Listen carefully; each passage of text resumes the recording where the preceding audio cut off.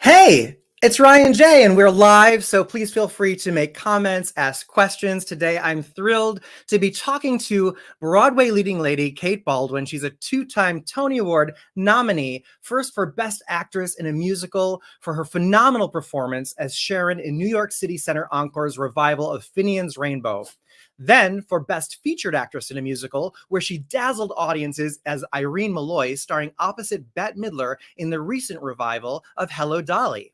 Her impressive success on stage and screen spans so many coveted roles, which she's made indelibly her own, with her characteristically pure voice and connection to character and storytelling. Her live performance, they're truly unforgettable, and now her spirit and sparkle is available for the first time for all to enjoy with her new Broadway Comes Home concert, filmed at Milwaukee's Skylight Music Theater. It's available to stream for a limited time at skylightmusictheater.org now through September 18th with a suggested donation which benefits Skylight. I was among the lucky few who attended the recording, and here's a sneak peek. Tonight, Broadway comes home to Milwaukee. Hello, hello. Oh, the shoes really are what make it. There it is. Nice. Remember Promise Says? Two-time Tony Award nominee Kate Baldwin has dazzled Broadway audiences in Hello, Dolly, Thoroughly Modern Millie, Big Fish, and Finian's Rainbow. Now she's coming home for a special benefit performance for Milwaukee's Skylight Music Theater and a return to the people and places that shaped her life and career. Join us for this rare opportunity to hear one of Broadway's greatest performers in an intimate concert setting as Broadway comes home. Woohoo! Okay. See you later.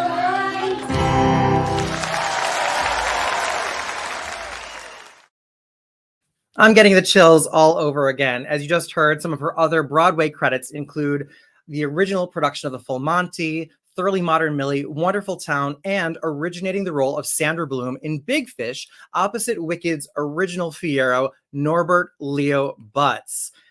Thank you so much, Kate, for joining me today. It's so great to see you. Hi. Oh my gosh. I love that intro, Ryan. You're great. Oh, Wow. Thank you. Well, I kind of feel like, should we just talk about Wicked? We can talk about Wicked, sure. I kind of feel like you're the one performer I know who could play both Elphaba and Glinda, maybe even simultaneously.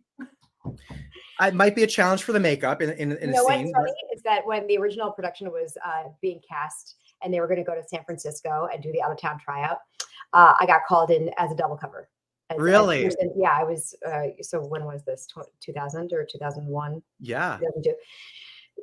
20 years ago. So they wanted somebody who could maybe cover both, and they weren't quite sure what to do. And so I went in for Glinda, then I went in for Nessa Rose, and a lot of people talk about going in for that show because they saw everybody Yes, because they were looking for ladies because it's such a fabulous show. One of your faves I see back there. But I think it just speaks to your versatility as a performer, as a storyteller, that you really have that range. Because a lot of Broadway leading ladies, we see them as Glindas or Elphabas, and you've got it all, Kate. Well, honey, I started off as a chorus girl, and I needed to be able to do all the things. I needed to be able to dance and sing a high C and tap and belt, and I was just trying to get a job, honestly. So that's why I tried so hard to develop all those skills. It wasn't until I was in my mid 30s that people said, now we know what to do with you. And Finian's Rainbow came along. And I was so lucky that it did when it did. Absolutely. Me too. I love you in that. We'll get to that. But first, let's talk about Broadway Comes Home and Skylight Music Theater. And how did this show come about? Well, as you know, the pandemic was especially tough on people who make their living and lives on stage. I was really trying to look around and see what I could do with myself that would be worth the time and effort.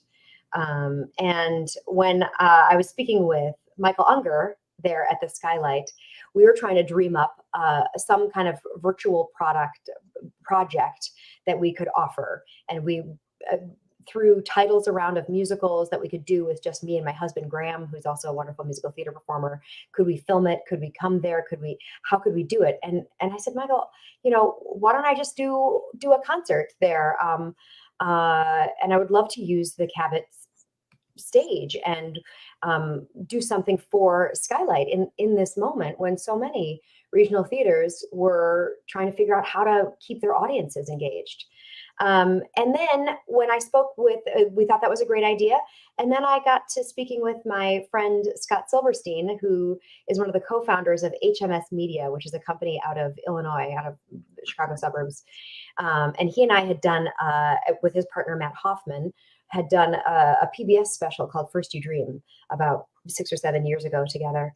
And so he and I got to brainstorming, and we sort of, the idea morphed into not just a wonderful concert on the Cabot stage, but also sort of incorporating documentary style storytelling, where I could include my high school and my elementary school and my first dance teacher and my first voice teacher and my drama teacher from Shorewood High School, and go back to those places and people who influenced me. And hopefully also we got into the idea of passing on what you know, because there's nothing worse than sitting at home wondering if you'll ever work again, and also wondering, like, do I have anything that is of value to give to the world? Because I am not an essential worker. I am not on the front lines. I am not a doctor. I am not someone who is caring for the people who need care. What can I do? God, and you go through these depths of like, well, I sing songs. Is that helpful? And there are so many times when you're like, I don't know how I can use what the things that I know to help the world. And so I just decided I would go and try and help the people that I know. And those are people at home at Shorewood High School, and also at the Skylight. So that's a long-winded answer to your succinct question, and I hope I covered all the bases. You really did. I mean, that's all there. I want to pick it apart a little bit and get into the details of it, because it's magnificent. But I first came to know you on Broadway, I think it was around the time Finian's Rainbow. I saw you on The View in 2009 performing. It was Old Devil Moon, right? Probably, yes. Yes, with Cheyenne Jackson. Oh, yeah. Yes, I love Finian's Rainbow. I love you in that you did not bring Cheyenne Jackson to Milwaukee for us, but you did delight us with this song. Take a look. Look to the rainbow, follow it over the hill and stream.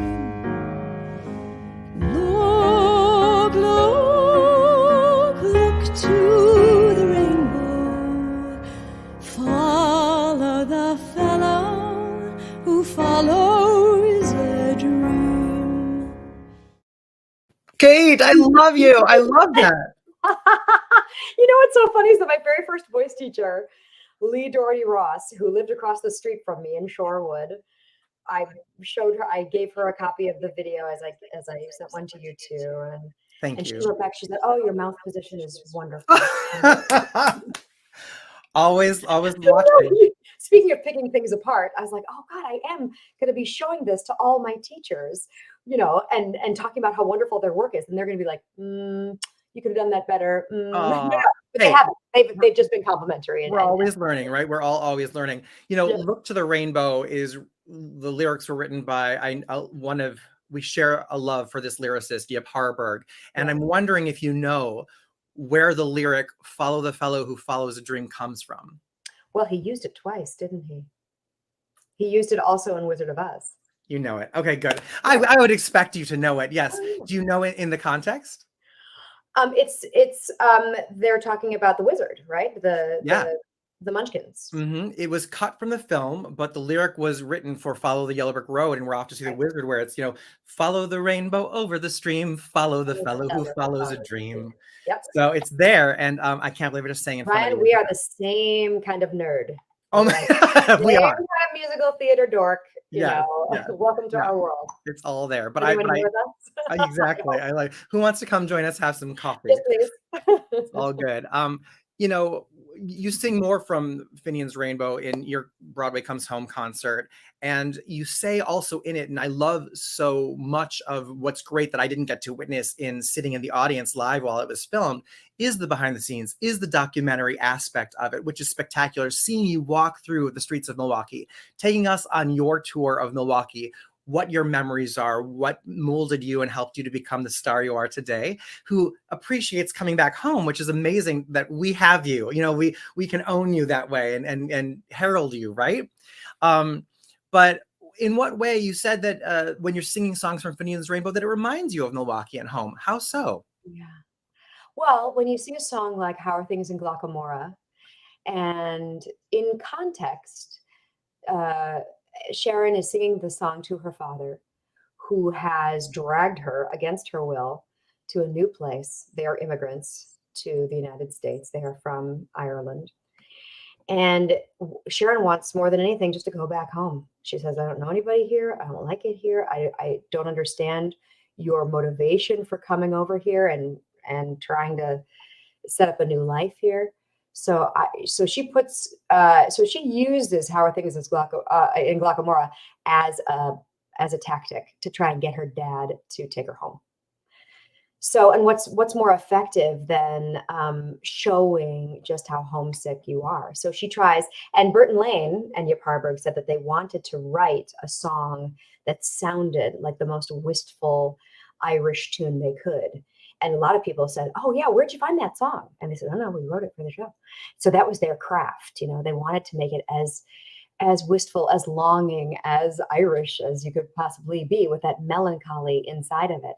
So when I'm talking about Killybegs and the stream and the willow tree and Kildare and all, of course, I've been to all those places, but I think of home. I have specific ideas in my mind of Lake Michigan. Oh, You know? Yeah. that's amazing. You You know, got to use what you know, you know? absolutely. I know why I love Skylight Music Theater so much and the people there. And I'm looking at you, Susan Varela and Michael Unger. What do you love about Skylight? You share a little bit in the special about your affection for it and where you saw musicals. But what do you love most about Skylight then and now? Well, when I was growing up there, Skylight was the only place you could go to see musicals, you know, and it was in their old space. I don't know if you're familiar with their old space too, but like Mhm. that's where I was introduced to classics like Gypsy and Into the Woods. And I saw operas there too, you know, An Italian Girl in Algiers was just like was a discovery for me, and it was just great quality musicals, and I just loved that they were happening in my hometown, that I had access to those shows and to learning about those shows. This was all pre-internet, this was pre-YouTube, and you couldn't just go on and find something like that.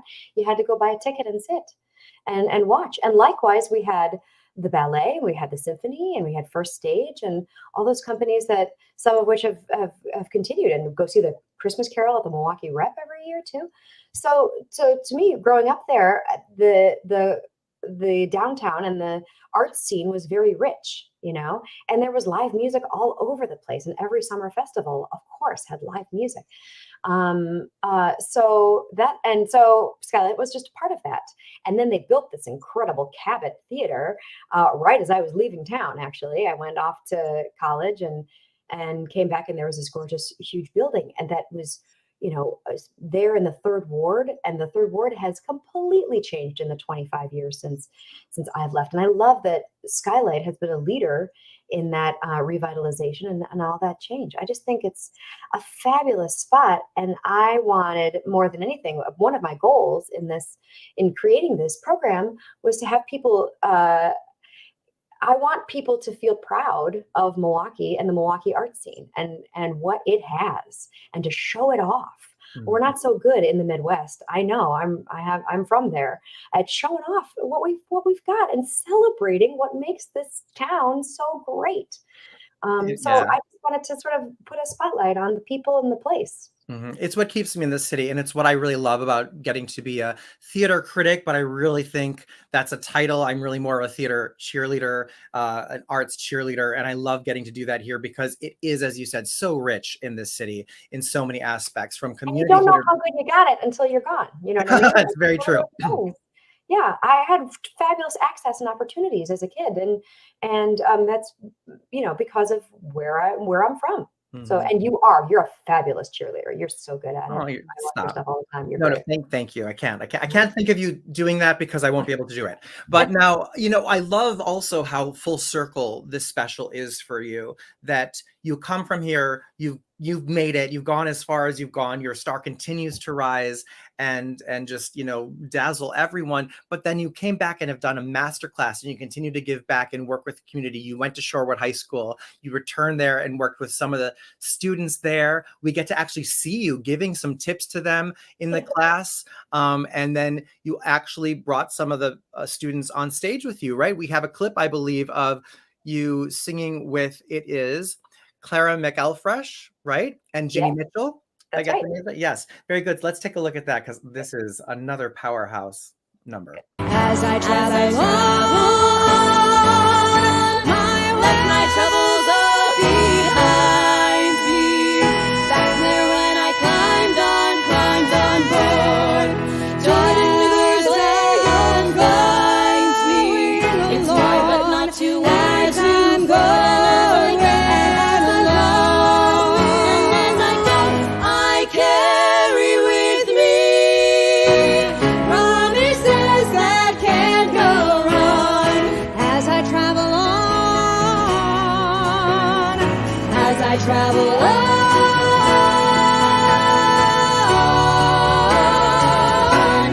my way.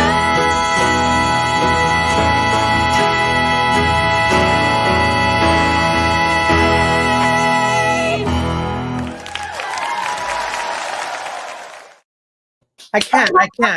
I mean, so when you go to skylightmusictheater.org and stream Broadway Comes Home with Kate Baldwin, you get these amazing chills-inducing performances. You also get her walking through the streets of Milwaukee, sharing her masterclass with the students, and you also do a special performance with another Skylight star who is Kevin James Sievert. He's outstanding. He was recently in their production of Little Shop of Horrors, where he just, everyone marveled at his talent. You worked with him before, and it's kind of coincidental. You want to share the story, how you reconnected with I him? love this story. I worked with Kevin because he came to New York City as part of the Open Jar Institute. He was a student at the time in college, I believe.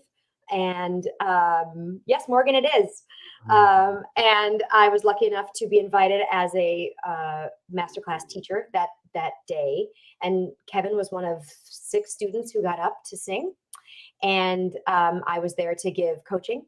And he got up and sang a song, and I couldn't think of anything to say to improve his performance. He was so grounded. His voice was so free. His acting was incredibly connected to what he was talking about, what he was singing. And I had nothing to say. I was just enchanted by his artistry. And so the only thing I could think of to say, Ryan, was, do you have another song? Because let's hear another one. And then I think he sang Bring Him Home from Les Mis. And we were all like he was otherworldly. He was just so free, because oftentimes kids will get up, students, and the first one, it's like making pancakes, right? The first one's always not great. And you're like, I wish I could do that again. He Right. nailed it on the first time. Yeah. And so I was incredibly impressed with him. Cut to years later, I'm watching Skylight Social during the pandemic, and Skylight had a program on, and a variety of singers came out. Kevin was one of the singers, and I went, I know him. And they flashed his name on the screen, and I texted Susan Varela. Because I knew she was, online as well, and manning the station. God, what am I? Is it 1950s? Is it a telethon? I don't know. I love it. So, I'm 87 years old. So I texted her and I said, wait a sec. I know him. She said, that's Kevin. We love him. And I said, I think he was my student in a masterclass once. Please tell him hello for me. And then, if it's okay, can I have his phone number? And then when the Broadway Comes Home it became a reality, I invited him to come sing, and he said yes. And we sing Sarah Bareilles' You Matter to Me from Waitress. And he's astounding. I just love him so much. I want to cheerlead him, because he's an incredible talent who is making his life and his career there in Milwaukee, in Chicago, and working and music directing and being on stage. And he's just one of the kindest, loveliest, most talented people you ever meet. So that was like a no-brainer to include Yeah. him. Oh, and so great. And the song you got, I don't have a clip of it, but you have to go to skylightmusictheater.org, make a donation, watch Broadway Comes Home with Kate to see the song they do together. You will not regret it. I mean, that alone is worth it, and everything else too. Can we do a quick little bit of a power round in a couple minutes we have left together? Yes. These are some fabulous, just a couple fabulous accomplishments of yours that I want to get your quick reaction to, because I feel like for starters, it's sort of the Broadway equivalent of getting your star on the Hollywood Walk of Fame when you get a caricature at Sony's. What was that experience like? Oh my gosh. Well, I was doing Big Fish at the time, and we called, or Sardi's called and said, we'd like to put you on the wall. And at that point, I had done Finian's Rainbow and gotten a Tony nomination, and it was a way to celebrate Big Fish. And we already knew that Big Fish was closing, so it seemed like the time was like ripe to do it. And so we had a party, and we came over after a show and put my picture on the wall. And they rotate them, for when you're in a show, you get to go to the first floor, and then when you're not in a show, you get up to the fourth floor. And then I brought my parents in for a dinner after a performance of Hello Dolly, actually, because Hello Dolly was in the Schubert right across the street from Sardi's, and they brought my picture down and put it right behind me. And then we took that picture and we ate a baked Alaska. It was fabulous. That is the way to do it. That is the way to do it. Speaking it's of so old school, right? Old school Broadway. Speaking of Hello Dolly, I mean, Bette Midler and all of the celebrities throughout your career that you've worked with and continue to work with, and that you are that are your colleagues, your peers now. It's amazing and mind blowing. But Bette, you got to honor at another impressive show, the Kennedy Center Honors, right? So what do you remember most about this experience? Oh, wow. I've never had more fun in my entire life, because the other nominees that night were Joni Mitchell and Lorne Michaels and Justino Diaz. And I'm forgetting one more. Berry Gordy. Oh my God. So the people backstage, you had the entire cast of SNL from present day through my childhood. And then you had Motown, the guys from the Motown, or from Ain't Too Proud, and Motown legends backstage. Herbie Hancock introduced Joni Mitchell. I blabbered something to Joni Mitchell. I couldn't think of what to say. I just said, your music means so much to me. And I think I said brava, and she patted me on the head and went, okay. And then she kept walking. But it was an incredible night. And Bette was in full Bette form and gave a beautiful speech. And she was so funny, because you won't meet anybody who is as hardworking as Bette Midler. She's had to reinvent herself in this business over and over again, and she's done so with great style. And she's done concerts and albums and movies and television shows and talk shows. She's done it all, and she raises money for her for the green space in New York City. So she's a philanthropist as well. And she just stood up there and to accept her award, and she said, I've been working so hard, and then I looked up and you gave me this, and I think to myself, what did I do to deserve this? She's truly that person who just is all about what she can do next, and I find that incredibly inspiring and want to be just like her. I think she's just the consummate professional and a lot of fun too. Well, you're on your way. TV credits, all these original cast recordings. If you had to choose a favorite, which is yours? Oh, for goodness sakes. To me, Giant is very, very special, because it's a double CD set, and it is the entirety of the show. And I think Michael John Lecusa wrote the score, and Brian Darcy James and I get to sing some of the most beautiful duets ever written. And those orchestrations are ridiculous. And it tells a huge epic story in a little under 3 hours. If you know the movie, if you know the Edna Ferber novel, the highlights from that, because that novel is about this, but the highlights of it are treated with respect and dignity, and there's so many stories in there, and it's a beautiful story about a marriage and a family and how you navigate all the trials of life. And God, I would do it every day of my life if I could. You also have 2 of your own solo albums. Yeah. Oh, wow. Right? Those are both available and fantastic. I highly recommend. I listen to them whilst driving. I mean, that's when I mostly listen to music, or I guess getting ready in the morning too, right? You have good albums for that. Oh, thank you. Thank you very much. Yeah, the first one was a studio album I put out right before Finian's Rainbow, and it celebrates the music of Yip Harburg, lyrics of Yip Harburg, and songs of Burton Lane, songs that they wrote together and separately. There's some treasures in there, some little known tunes. And then the Sheldon Harnick album came out of celebrations. There were so many celebrations that were happening for Steve Sondheim, and there'd be one every 5 years. We would do another concert to celebrate his work. And I would think to myself, well, what about Sheldon? Sheldon is a foremost, one of the forefathers of music theater, of modern music theater, and his lyrics are some of my very, very favorite things because he writes about things that people don't necessarily write about. And he's a friend too. So he came and joined me at Feinstein's when it was at the Lowe's. And so he's on that album singing If I Were a Rich Man. And I was pregnant at the time. I was 8 months pregnant when I did that show. And so the vamp for would start. Well, that sounds like cabaret, doesn't it? But If I Were a Rich Man would start. Different show.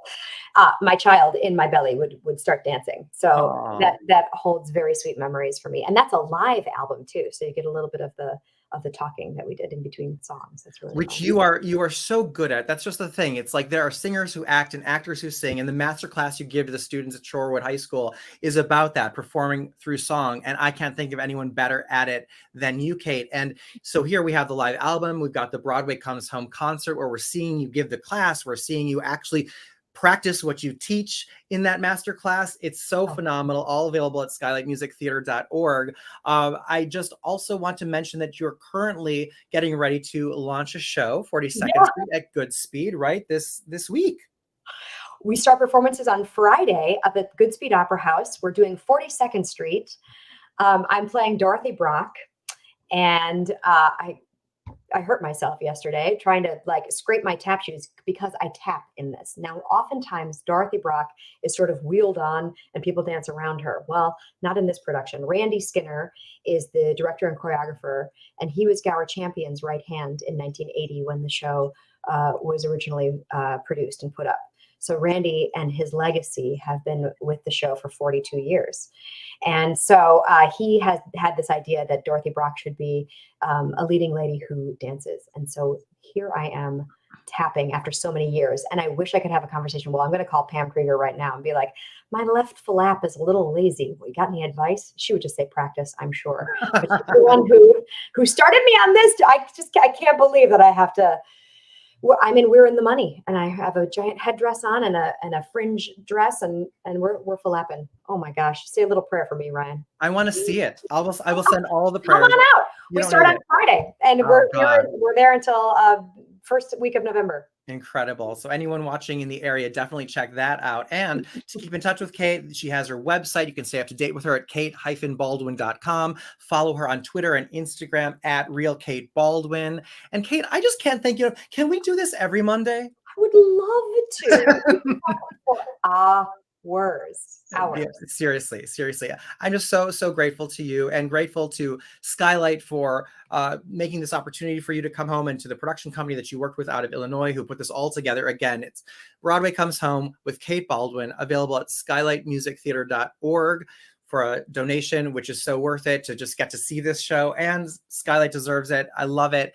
And it is available to stream now through September 18th. So don't miss it.